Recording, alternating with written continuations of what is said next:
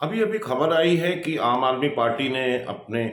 प्रत्याशियों के 20 प्रत्याशियों की लिस्ट घोषित कर दी है। तो इससे लगता है कि आम आदमी पार्टी और कांग्रेस के बीच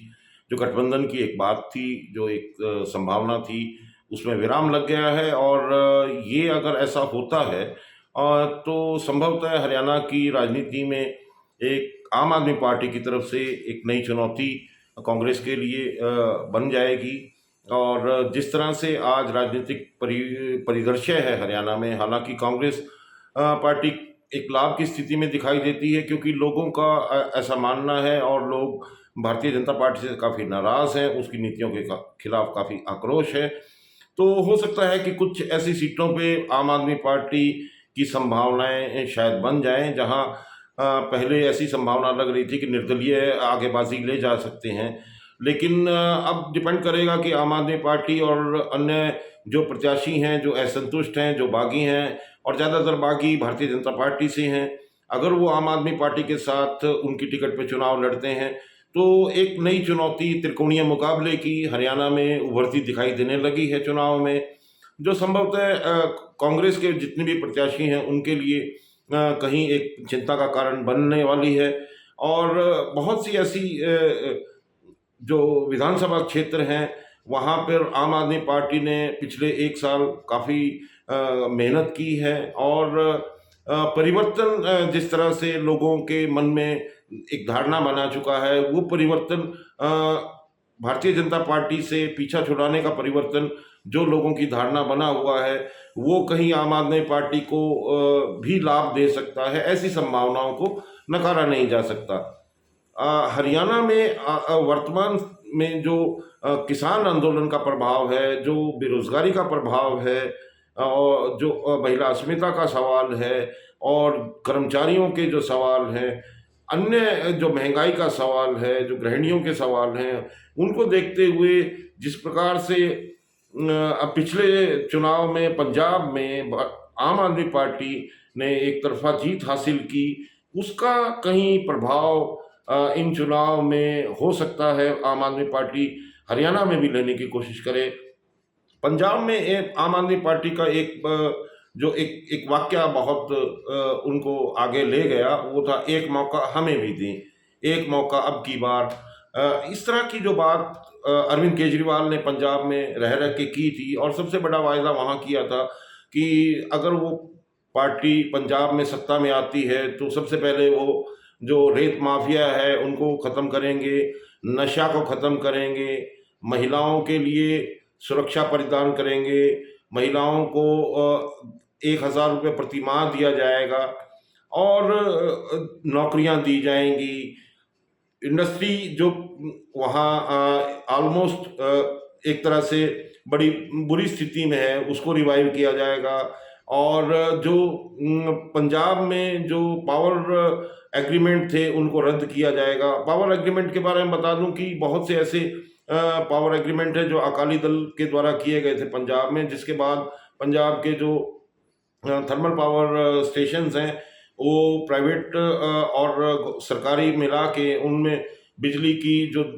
दरें हैं वो बहुत बढ़ गई थी। तो जिस तरह से पंजाब में उन्होंने एक तरह से अपना प्रचार किया था और पंजाब में वो बाजी मार ले गए, तो हरियाणा में भी अब हो सकता है कि एक तरह से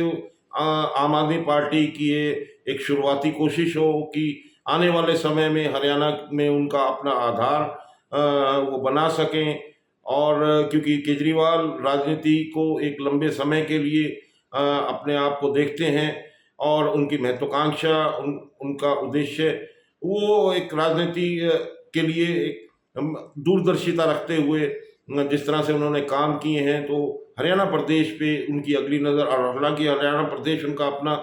गृह प्रदेश है, तो यहाँ ये देखना होगा कि आम आदमी पार्टी कितना विस्तार इन चुनाव के माध्यम से अपने लिए कर पाती है। क्योंकि अगर कांग्रेस के साथ जो एक समझौता होने की संभावना थी, और उसमें हो सकता है कि कांग्रेस की एक रणनीति रही हो कि जो सीटें ऐसी हैं जहां पर कुछ लोग कमज़ोर हो सकते हैं कांग्रेस के प्रतिनिधि, तो और वहां तीसरी किसी शक्ति को उभरने ना दिया जाए, ताकि मुकाबला दो पार्टियों के बीच में रहे। क्योंकि आप जानते हैं कि अगर त्रिकोणीय मुकाबला होता है तो उसमें हमेशा भारतीय जनता पार्टी को फायदा मिलता है। तो ये रणनीति कांग्रेस की कैसे चूक हुई या क्यों हुई? हालांकि इस गठबंधन के लिए बार बार ये कहा जा रहा था कि आम आदमी पार्टी ज़्यादा सीटें मांग रही है और कांग्रेस उसको कम सीटें देने पे चाहती है, क्योंकि प्रदेश का जो नेतृत्व है वो आम आदमी पार्टी से गठबंधन के लिए तैयार नहीं था। लेकिन आम आदमी पार्टी के साथ गठबंधन करने के लिए जिस प्रकार से केंद्रीय नेतृत्व में राहुल गांधी ने कहा था, तो उसके बाद संभावनाएं लग रही थी कि ये जो बड़ा एक अलायंस है केंद्र के स्तर पे, इंडिया अलायंस, उसकी कुछ मर्यादा को निभाते हुए प्रदेश में भी ये इस प्रकार का गठबंधन हो जाएगा और कांग्रेस और आम आदमी पार्टी मिलकर इस तरह आगे चुनाव में आगे उतरेंगे और हो सकता है कि ज़्यादा अच्छा उनको इसका लाभ मिलता। लेकिन अब ये देखना होगा कि हरियाणा में आम आदमी पार्टी जिस तरह से अब अलग राह अपना रही है, तो उसमें वो कितनी सफल हो पाती है या आगे के लिए वो अपनी कैसे नींव बना पाती है, आगे के लिए अपना क्या आधार बना पाती है, ये अब के तय होगा। हालांकि 2019 के चुनाव में आम आदमी पार्टी ने हरियाणा में अलग रहते हुए, इंडिपेंडेंट स्वतंत्र रहते हुए पूरा चुनाव लड़ा था। 90 की 90 विधानसभा सीटों पे उन्होंने अपने प्रत्याशी उतारे थे, लेकिन उस वक्त उनका जो मत प्रतिशत था वो नोटा से भी कम रह गया था और 0.84% वोट ही आम आदमी पार्टी को मिल पाए थे।